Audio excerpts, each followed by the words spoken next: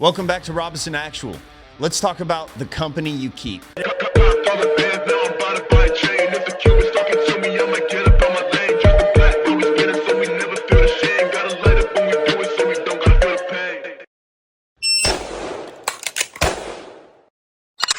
last thing you want to do is become a lonely, tactical sad boy. What's even the point in training in all the medical and homesteading stuff anymore? I'm just gonna go out in a blaze of glory. Well, you'll definitely never see victory if you defeat yourself before the fight even starts. The government has airplanes. Man, I just had the worst day at work and I just want to mag dump with a super safety at a picture of my boss. You want to go to the gun range? I'm actually busy for the next 6 years. I just checked my schedule. Brother, did you read the latest Epstein files? Yeah, man. It's some dark shit. I'm filling my plate carrier full of tannerite and roofing nails now. No.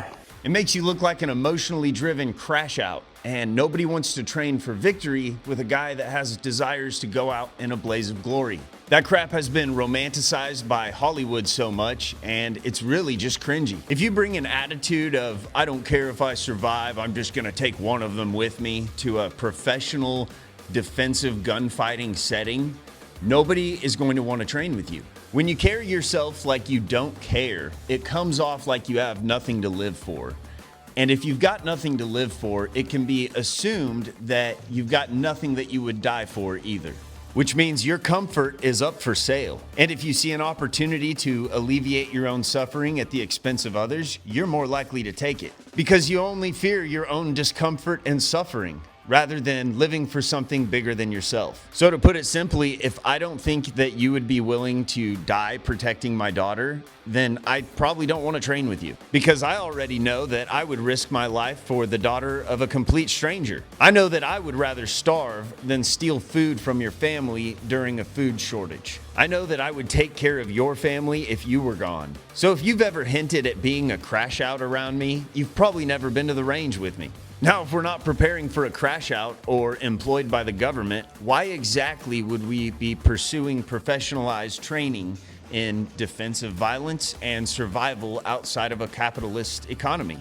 Well, because the opposite of that is total reliance on Big Brother, on the state, to keep you alive and protect you. I call it KGB mentality, which is kind of gay, bro. You don't need to learn how to shoot gun, comrade. You always have 10 to 15 minutes to wait for the state to arrive with big strong men who are paid to protect you. You do not need the same professional equipment that the state has. The state will use it better than you. Why do you need garden? The state has garden machine that makes food for you and your family with added necessary nutrients. You aren't some sort of extremist, are you? Why do you need medical training? The state will send strong men with wee-woo truck to come save you anytime. You do not need AR-15. The state has AR-15. You aren't planning to hurt people, are you? Why are you asking questions about injustice in your small town? Don't you know your government is here to save you? The Super Bowl is on. Go have fun.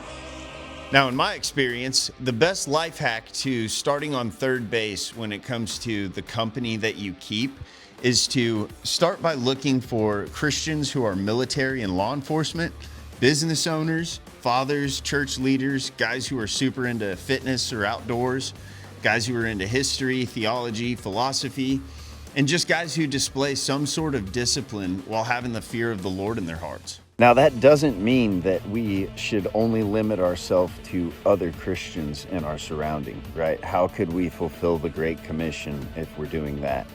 But that is just the best way to kind of get involved and find good company, because you can find really good men who have something to live for, and they'll tell you, I live for my family. But then if they're faced with the question, what happens if your entire family's wiped out in a car wreck? You know what I mean? Like, that's dark, I get it. But what happens then? They respond with, well, I'll have nothing to live for.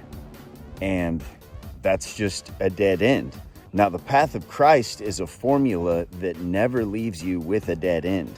It doesn't matter what all you've lost. You can look at the story of Job if you really want to get into it.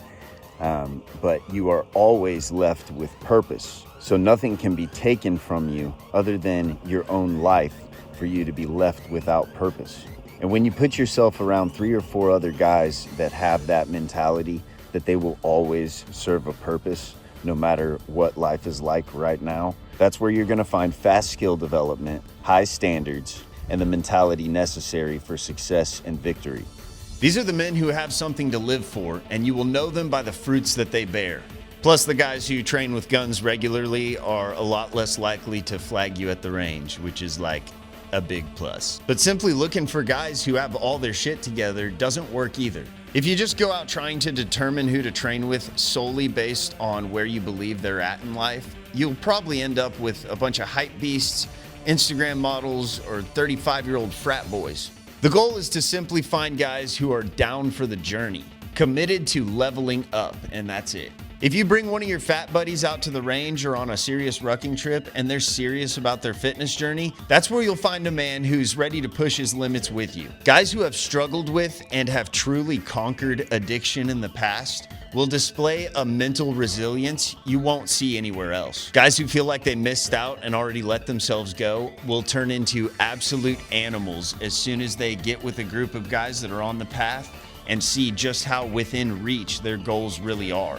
Everyone's 6 months away from being good with a pistol and a year away from being fit. And I think if more guys saw it in their environment rather than on YouTube or TikTok or whatever, I think it would be more encouraging for them. And you know who really shines at speed shooting matches is the friggin' gamers, dude. I met a dude at a match that was never into guns before. He was super into video games. He did the streaming and whatnot. And he came out to USPSA and he classified A class right out of the gates. I made B class by the skin of my teeth, and I've been shooting since I was 7 years old, you know. And this guy just came out and put his developed skills, his fast reaction times, all of that stuff he'd been developing, he put it to work on the range. And it's impressive because I've seen multiple guys that were just straight gamers before come out to the range and they're just hitting alphas and putting up some solid numbers. What's going on, guys? Tactical Tool Belt, Rick Rath, and we're here at Oil Capital Rod and Gun Club in Coweta, Oklahoma.